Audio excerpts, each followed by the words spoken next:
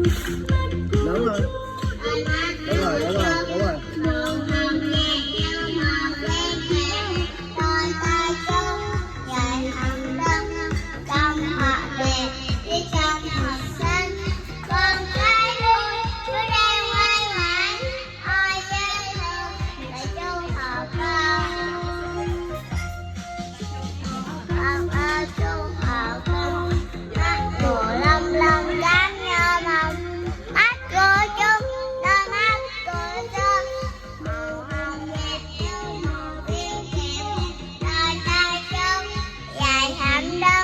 Trong hạt đẹp để trong hạt xong có cái đôi cho đang ngoan ngoãn.